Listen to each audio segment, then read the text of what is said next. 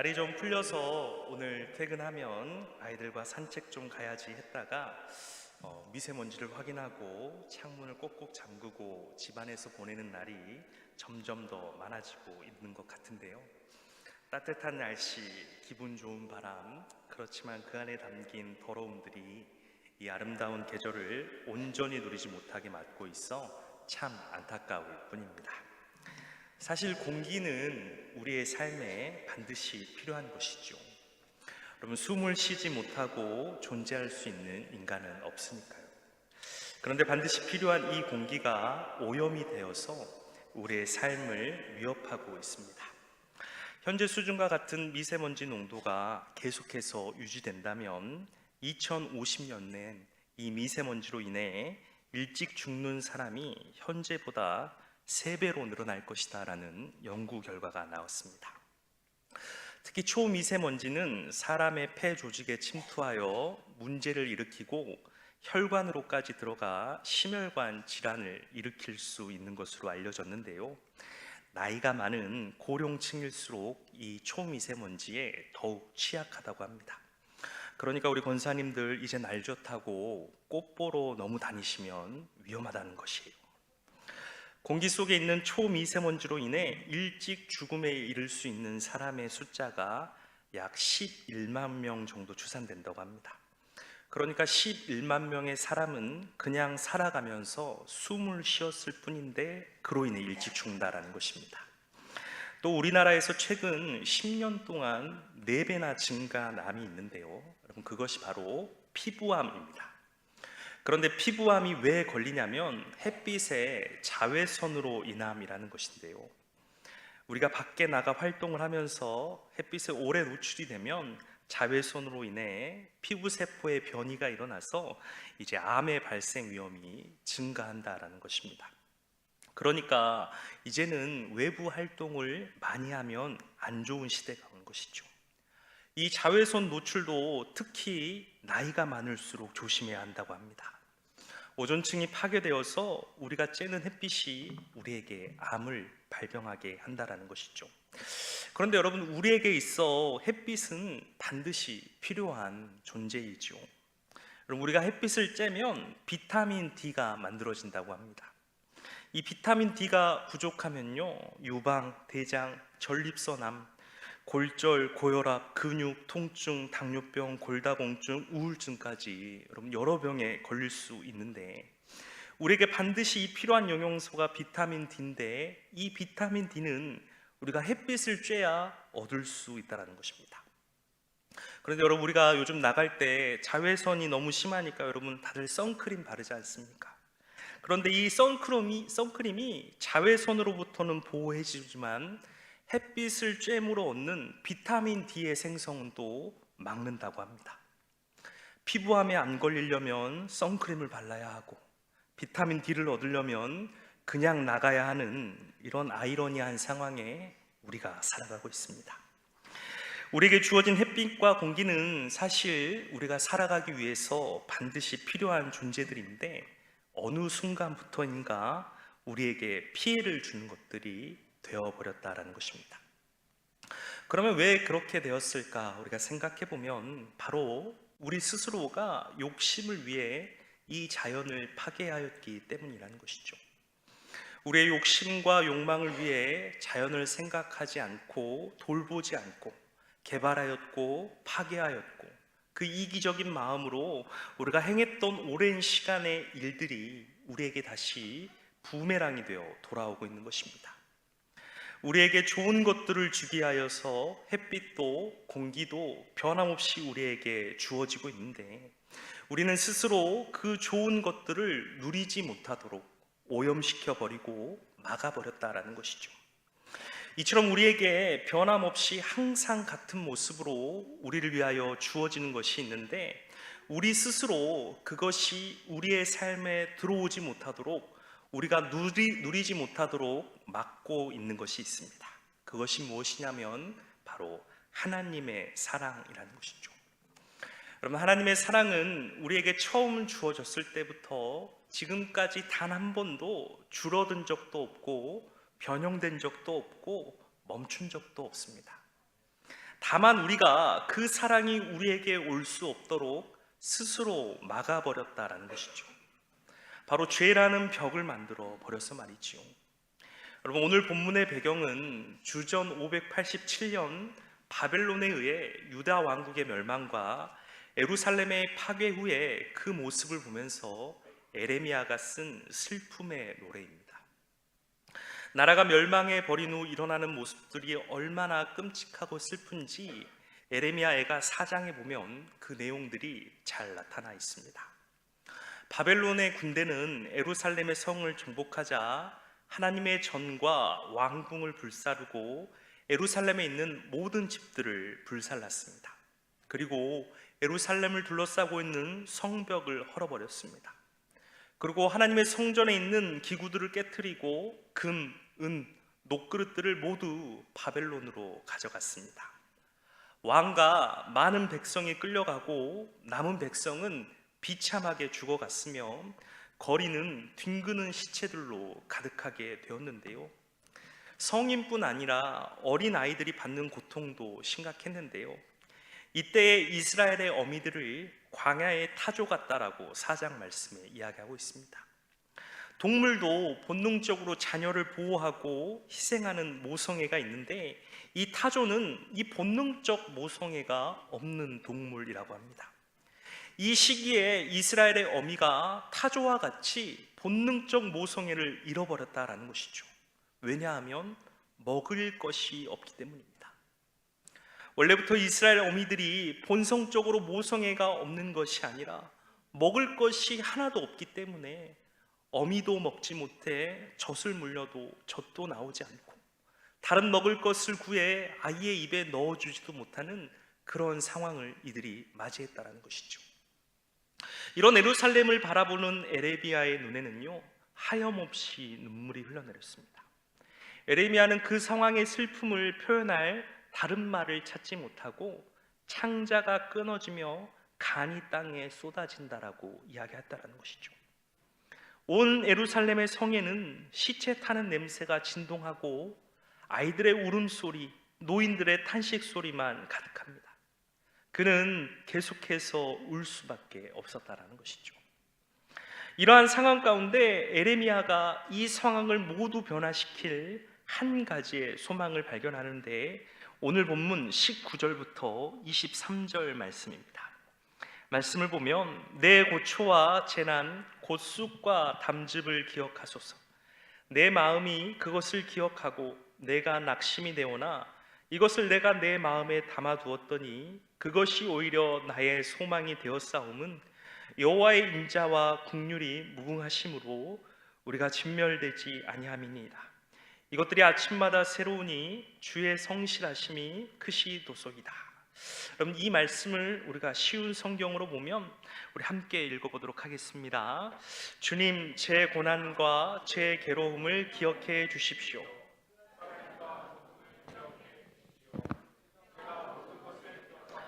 제 마음이 몹시 슬픕니다. 그러나 이런 것을 생각하면 저에게 희망이 있습니다. 여호와의 사랑은 한결같고 여호와의 자비는 끝이 없다. 주의 사랑과 자비가 아침마다 새롭고 주의 진실과 참되심이 크도다. 아멘. 지금 이스라엘이 겪는 상황이 너무나도 고통스럽고 어려운 가운데 있어 이들의 삶이 너무 힘들지만 에레미야가 가진 소망이 무엇이냐면 이스라엘을 향한 하나님의 사랑이 한결같고 끝이 없다라는 것입니다. 즉 여전히 이스라엘 향하여 하나님의 사랑이 변치 않고 흐르고 있으니 그 사랑으로 돌아가면 자신들이 이 어둠 가운데 빛으로 변화되는 그 삶의 소망을 가질 수 있다는 것이죠. 그래서 에레미야가 3장 40절 말씀에 그 사랑으로 돌아가자라고 이렇게 말합니다. 우리가 스스로 우리의 행위들을 조사하고 여호와께로 돌아가자. 여러분, 사실 이스라엘은 하나님의 사랑으로 세워지고 살아가는 나라였습니다.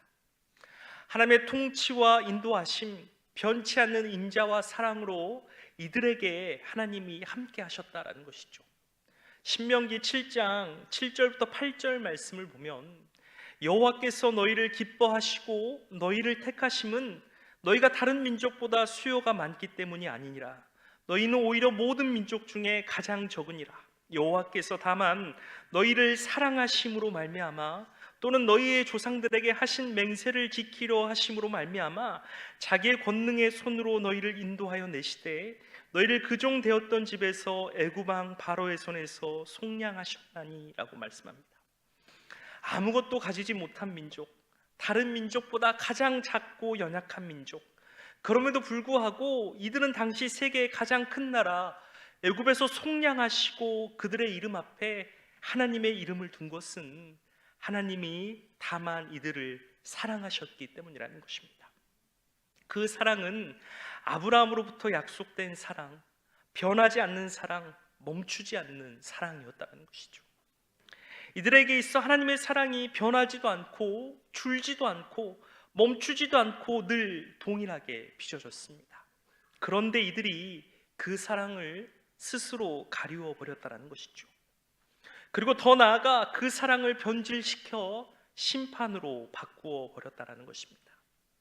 이스라엘을 향한 하나님의 사랑이 변질되어 이들의 삶이 어렵고 고난 가운데 있는 것이 아니라 이들의 삶이 하나님 앞에 변질되고 하나님을 떠나고 하나님보다 더 사랑하는 것들을 만들므로 자신들을 향한 하나님의 사랑을 막고 그 사랑을 심판으로 바꾸어 버린 것이죠.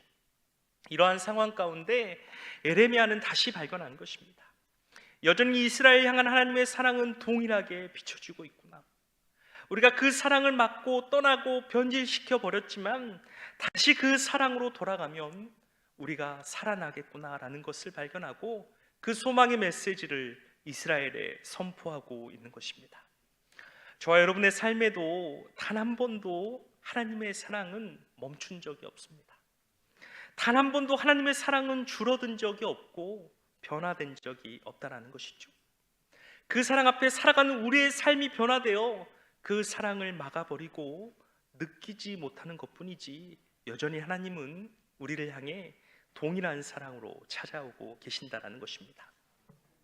1868년에 독일에서 태어난 프레데릭 레만이라는 사람이 있었습니다. 4살 때 집이 미국으로 이민을 가서 그곳에 정착해 살게 되었고 11살에 예수님을 영접하였는데요. 믿음 안에서 잘 성장한 그는 부르심에 따라 신학을 공부하고 목사가 되었습니다. 이 프레데릭 레만 목사도 처음에는 도시에서 목회를 하였는데 하나님이 시골로 인도하여서 아주 작은 시골 교회에서 목회를 하게 되었습니다. 그런데 그가 섬기는 교회가 너무 작고 성도가 많지 않아서 사례비를 받을 수가 없었습니다. 자신과 아내 둘만 있으면 그래도 어떻게든 살아보겠는데 자녀들도 있으니까 생활을 이어가기 위해서 어쩔 수 없이 목사이지만 생계 유지를 위해 일을 해야만 했습니다. 그런데 신학 공부하고 목사가 되었으니까 할 줄 아는 게 뭐가 있겠어요. 그래서 몸으로 때우는 일을 해야만 했는데 공장이든 농장이든 부르는 곳은 가리지 않고 나아가 일을 하였습니다. 토요일 날에는 주일 예배를 준비하고 평일에는 열심히 일을 하였는데요. 캘리포니아에 있는 치즈 공장에서 일을 할 때였습니다. 그날따라 일이 너무 많아서 그것을 처리하느라 아주 늦은 점심을 먹게 되었습니다. 공장 입구에 따뜻한 볕이 드는 곳에서 아내가 준비해준 도시락을 꺼냈습니다. 그래서 먹으려고 도시락 뚜껑을 여는데 도시락 뚜껑에 메모지가 하나 있었습니다. 메모지를 펼쳐보았더니 아내가 자신이 감동받았던 시 한 편을 적어 놓았는데 그 시가 하다무트라는 유대인의 시였습니다. 이 하다무트라는 시는 유대인들이 자신들의 절기인 77절 첫날에 십계명을 읽기 전 부르는 찬송인데요. 그 시의 내용은 이렇습니다. 하나님의 크신 능력은 말로 다 할 수 없다. 하늘 전체를 양피지로 삼고 땅 위의 모든 초목을 펜으로 삼아 온 세상의 물을 다 잉크로 하여 온 인류가 필기사가 되어 죽을 때까지 써도 다 쓸 수 없다. 조금 과장된 표현일 수는 있지만 우리를 향한 하나님의 크신 사랑을 표현한 시입니다. 아내가 써준 이 시를 보며 이 레만 목사는 가진 것 하나 없고 목회와 일을 병행할 정도로 녹록지 않은 형편이었지만 끝이 없는 하나님의 사랑을 받으며 살고 있다는 그 사실에 감사의 눈물이 복받쳐 올랐습니다.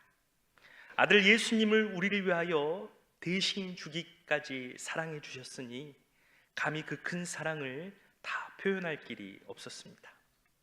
레만 목사는 배고픈 것도 잊은 채 그 자리에 그대로 앉아 시를 읽고 감동받은 마음을 써내려갔습니다. 레만 목사가 공장벽에 기대어 쓴 글이 찬송가 그 크신 하나님의 사랑 1절과 2절의 내용입니다. 3절은 하다무트라는 그 유대인의 시를 고쳐서 넣었는데요, 저녁에 일을 다 마치고 곧장 집으로 돌아간 레만 목사는 자신이 써두었던 가사에 음을 붙여 곡을 만들었고 오늘 우리가 부르는 그 크신 하나님의 사랑 찬송가가 완성이 되었습니다. 사랑하는 여러분, 혹시 요즘 하나님의 사랑을 느끼지 못하고 계십니까? 아니면 하나님이 날 사랑하시기는 할까? 날 잊어버리신 것은 아닐까 하는 의심을 갖고 계시진 않으십니까? 분명한 것은 하나님의 사랑은 변함없이 아주 정확하고 일정하게 우리를 향해 계속해서 내려오고 있다는 것입니다. 그 사랑을 받는 우리 마음이, 우리의 생각이, 우리의 삶이 변한 것뿐이지 하나님의 사랑은 절대 변하지 않습니다. 혹 하나님의 사랑을 느끼지 못하신 분이라면 그분의 사랑을 맡고 있는 내 삶의 모습들을 빨리 찾으셔서 아들의 생명을 내어주시기까지 우리를 사랑하시는 그 사랑을 온전히 누리시기를 소망합니다. 우리 찬송가 304장 그 크신 하나님의 사랑, 우리 3절 함께 마음 모아 찬양하시고 우리 기도하고 축도하도록 하겠습니다.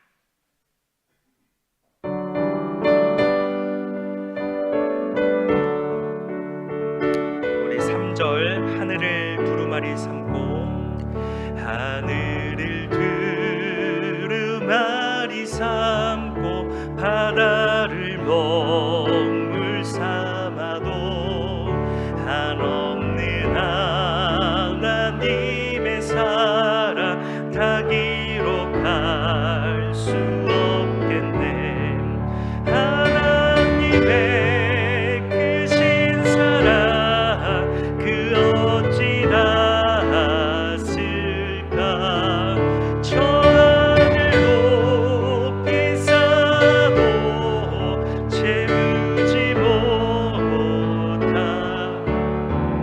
하나님 크신 사랑은 증량다 못하네. 영원히 변치 않는 사랑, 성 하나님 크신 사랑은 증량다 못하네.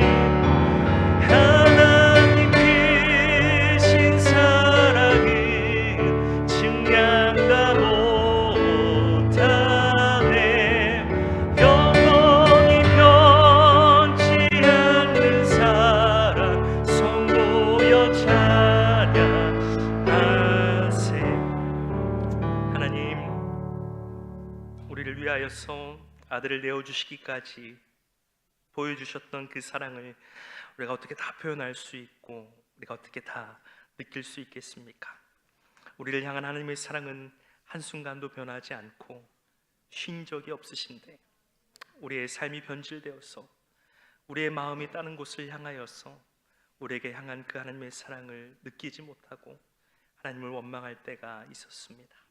하나님, 우리 가운데 있는 하나님의 사랑을 가로막는 모든 것들을 제하여 주시고 우리에게 향하신 그 하나님의 사랑을 온전히 누르며 감사하며 하나님을 찬양하며 그 하나님과 동행하며 살아가는 우리 모든 수원교회 성도들을 되게 하여 주시옵소서. 감사드리며 예수님의 이름으로 기도드렸습니다. 아멘.